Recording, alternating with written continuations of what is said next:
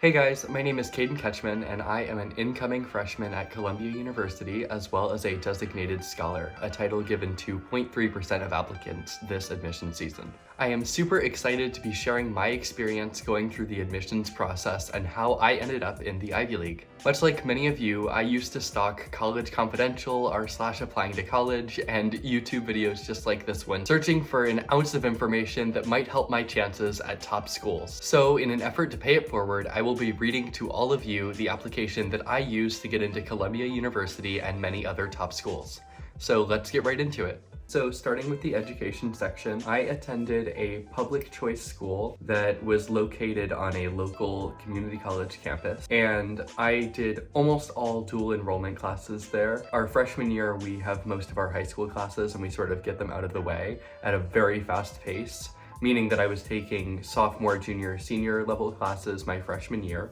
And then for the rest of my experience, I was taking almost all college classes. I also had to take one class at another local university because it was not offered at my school, and so I simply applied to the other university as a special visiting student, which is not standard for my school. And I took multivariable calculus there. But what's not shown is I actually had to be enrolled in 4 different schools at once. Because my high school counts as its own institution, then there's the community college, the other university, and I also took an AP class at another school in my district online because we don't have any AP classes at my school. We only have dual enrollment as an option. There were only 63 people in my class and I was ranked number 1. My GPA was a 4.8 out of 4, which is a bit higher than I think you can usually get at my school because I decided to take that extra college class and the AP class. I took really increased rigor my senior year of high school with British literature, calculus with analytic geometry 3, which was the multivariable I took at the other college. I took Spanish 3, and philosophy, which were all college classes. And then my second semester, this is actually not accurate what's shown here, I took sociology of deviance, differential equations, chemistry honors. We did not have an option for AP, but I also took linear algebra and an ethics class, which are both not shown here, but they showed up on my mid-year report. So next we're going to be going to the honors section. I was the Digital for Good Student Leader of the Year nominee in 2022, I believe, which is technically an international award. Then I was the Digital for Good Invited Speaker, Leaf National Conference Invited Speaker. That was almost like a TED Talk. Then I won the Leaf Seed Scholarship, which was a very specific organization that I'll talk a little bit about later. And I also was a College Board Hispanic Recognition Award winner and also an AP scholar. So my junior year, I decided to take 3 AP exams despite taking 1 AP class. I just self-studied the other 2.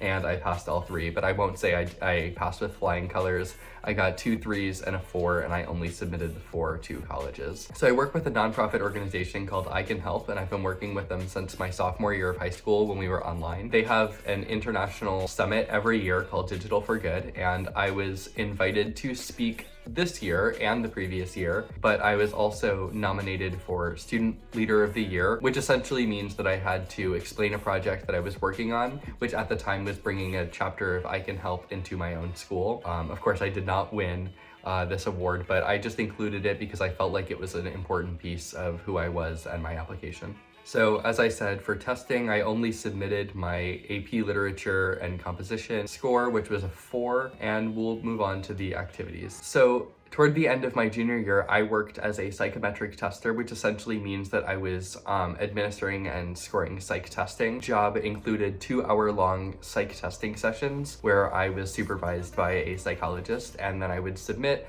all of the testing and the scoring to the psychologist to assist in their diagnosis. And I included like all of the super important stuff that I was doing and sort of left out the stuff I did not feel was super important because with all of my activities, I wanted to show kind of a continued interest in psychology from a clinical perspective, but also what that had to do with like ethics for me and philosophy, and you see it all kind of comes together at the end of my activity. So next up, I included my LEAF internship.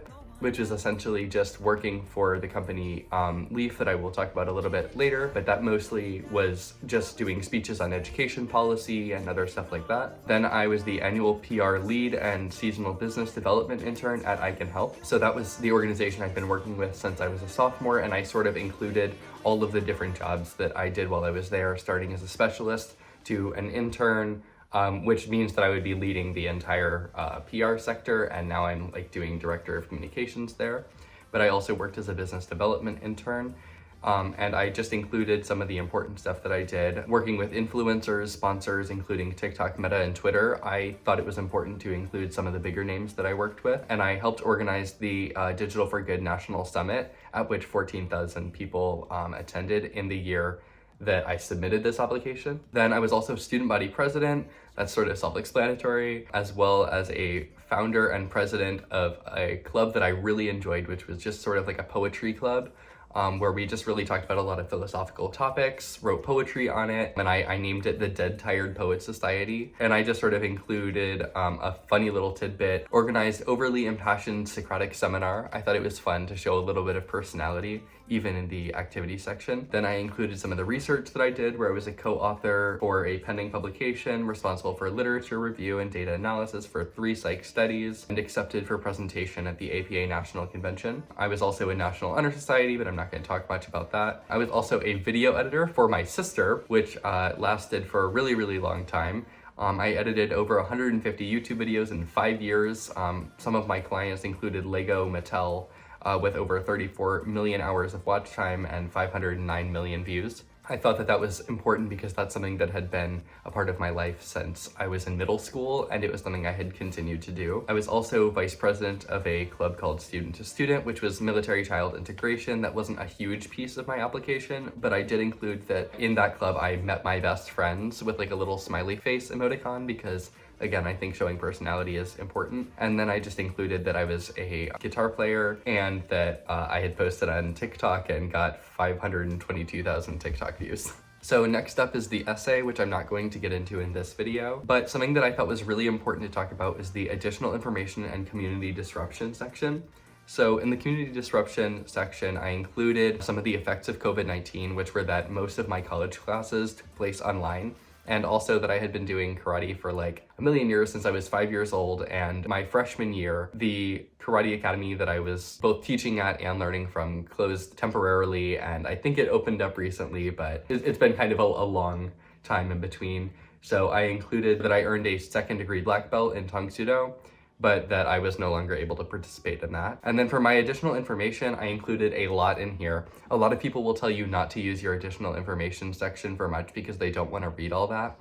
But I felt like there was a lot that I had to say that was really important here. So just don't write an essay in here, but there is quite a lot of information that I think that helped me potentially get into some of the schools. So I explained my situation taking Calculus 3 at another school, and then I showed some of my public distinctions, being a published columnist in a local paper, talking about education policy, which was a super huge part of my application. And I linked that, as well as my interview on Disrupt Education, which is a podcast, talking about romanticizing learning. And then I also included that I created a video essay on how social media is harmful to psychology as a study, which was a really important piece of my application because that was one of my stronger interests that are shown in a lot of my supplemental essays. And then I also showed that one of my poems was accepted for publication and had yet to be printed. And then in the additional information, I also included a pretty long section about Leaf. After being published in the Fayetteville Observer for my writing about the liberal arts philosophy of education,